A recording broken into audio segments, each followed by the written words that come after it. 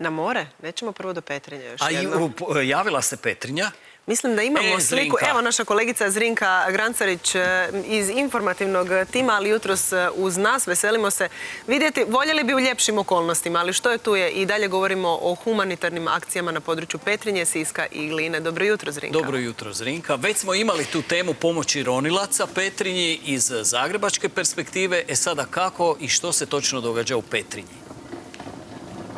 Pa ja mislim, Davore, da ste ti zapravo sasvim dobro rekao. Mi smo i dalje u moru. Malo smo ovdje na kontinentu, ali smo vezani uz more. Sad neki će reći pa zima, pa ronjenje, pa kako, pa jedno pravo, dobro neoprensko odijelo i nema straha. U ostalom profesionalni ronioci moraju raditi i u ovim zimskim mjesecima, bez obzira što su temperature mora jako niske. No naravno, nismo u moru, mi smo debele na kopnu, mi smo na Petrinji, ali se družimo sa roniocima. S njima ćemo uroniti u jedno more dobrote koje su oni pokazali ovih prethodnih 3 tjedna ovdje na ovome području. Sa mnom Andreja Vedrina, dobro vam jutro. Dobro jutro i vama, lijepi pozdrav svim gledateljima HRT-a. Pa evo, ronioci su došli na debelo kopno. Ima li možda ovdje nekih lokacija za ronjenje, slučajno? Pa evo, ovdje nema lokacija i nažalost ne nalazimo se ovaj put pod morem i u ekološkim akcijama, nego u ovom katastrofalnom potresu. Naime, ovdje smo u sabirnom centru Petrinji i evo, izuzetno me raduje, srce mi je ogromno. Udružili su se ronioci iz cijele Hrvatske, iz regije Slovenije, Bosne i Hercegovine, Italije, Njemačke u jednu veliku grupu ronioca za Banovinu i evo, nalazimo se već 20. dan ovdje na terenu, dakle u organizaciji ronilačkog kluba Hrvinem Adriatic i ronilačkog kluba Roniti se mora. Postavljena su 3 sabirna centra na Jankomiru u Zagrebu, u Glini i u Petrinji. Dakle, do sada smo prevezli već 300 tona robe, od toga odjeće, obuće, hrane, građevinskog materijala, zbrinuli jako veliki broj obitelji. Dakle, više od 30-ak kamp kućica, kontejnera, sanirali krovove, popravljali kuće i ovdje iz našeg sabirnog centra u samoj Petrinji, dakle, roba se distribuira direktno obiteljima na njihove adrese i voljela bi svakako istaknuti da veliku podršku ovoj akciji, humanitarnoj akciji Ronioca za Banovinu pružio je i grad Zagreb, jer mi smo inače i članovi volonteri specijalističke ronilačke postrojbe za spašavanje iz vode pri Uredu za upravljanje u hitnim situacijama grada Zagreba i također veliko hvala udrugama koje su proizašle iz Domovinskog rata, koji su također pružili veliku podršku i ovdje su s nama na terenu, evo već 20. dan za redom. Dobro, da malo pogledamo vašu bazu. Dakle, ovdje desno od mene je lokacija, tamo su kreveti, tamo su grijelice, tamo ima nešto građevinskog materijala, ovdje je odjeća, ovdje je pomoć koja je došla sad iz Austrije, iz Italije, ili tako je paketi koje vidimo tu lijevo? Tako je, stigle iz Italije i iz Njemačke, sad smo sortirali tu robu, odjeću, jedan dio se šalje i za Crveni križ Zagreb, tu imamo različite potrepštine, u ovoj drugoj fazi potrebne su nam grijalice, deke, građevinski materijal, sad dolazi saniranje krovova, kuća i tako dalje, tako da to je ono nešto što nam u ovom trenutku je neophodno. Naravno, hrana je potrebna uvijek, higijenske potrepštine su potrebne uvijek, to je roba koja se svakodnevno troši. Ne sumnjamo u dobre namjere, ali čisto jedan naputak. Ja sam sada vidjela u ovom velikom skladištu vaše gdje je odjeća. Štikle nam ne trebaju. Japanka isto tako baš nisu nešto nužne pretjerano.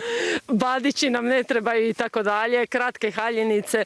Dobro, ljudi pošalju svašta, da li slučajno, da li namjerno, to je sad nebitno, iako evo sreća, to je doista jedan mali dio koji su neki ljudi poslali vjerojatno u dobroj namjeri, ali ljudi ne trebaju štikle, haljine, badići i takve stvari. Jako je hladno zapravo na cijelom ovom području već cijeli tjedan, temperature su jako niske, vi ste tu na terenu. Što biste rekli, koliko ima još nekako ljudi vašom nekom slobodnom procjenom koji u ovom trenutku i dalje su na apsolutnoj hladnoći i nezbrinuti?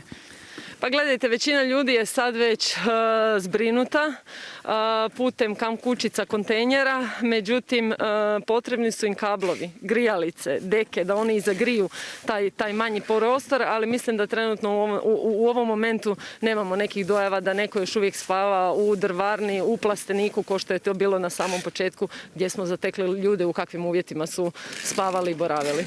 To nam je drago čuti, isto tako informacija koja je došla zapravo iz vlade da ljudi ne trebaju brinuti za račune za grijanje, da se slobodno zagriju koliko god im je potrebno i da neće morati plaćati te račune. To je naravno isto tako važna informacija.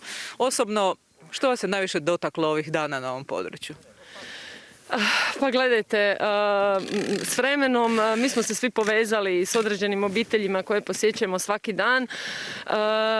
Trenutak kad smo došli ovdje, to je bio dan nakon potresa, kad vidite ljude koji spavaju u plasteniku sa dvoje male djece, ljudi koji spavaju u drvarni i koji kažu ma ne treba nama ništa, dajte vidite kako su naši susjedi. Da li je susjedima nešto potrebnije, a njima je potrebno sve. To su stvarno nekakve situacije gdje vam se doista srce kida i zato nam je trenutno srce ogromno s obzirom na broj ljudi koji se uključuju, što smo takve obitelji zbrinuli, što su sad na toplom i kad dođete kod njih nakon 2 tjedna, kad vidite da su ugrijani, da ta djeca imaju potrepštine, imaju odjeće, imaju hranu i u toplom su, srce nam je ogromno.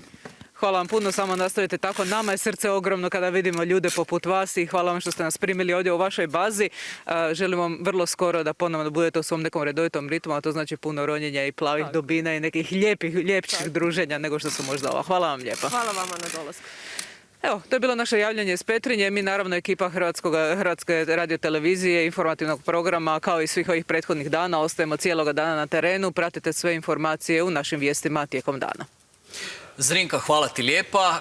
Sad ćeš obući i kapu, jer temperature to zahtijevaju. Kapa je u auto, ali rekla sam kao pa ono da mi frizuru ne poremeti, čisto žensko.